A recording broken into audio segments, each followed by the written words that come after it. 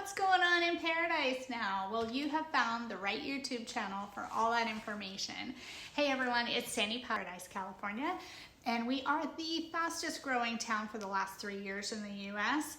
The average home prices here in Paradise are around $400,000 for brand new custom homes. That's right, in California. We don't have HOAs or Mello-Roos or anything like the big cities. We've got average yard sizes of 3/4 of an acre.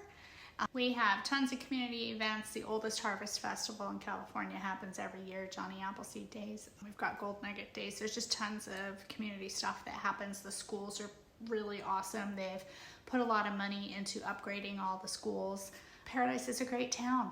And for even more info, you can go to townofparadise.com and check out the website. There's so much stuff going on.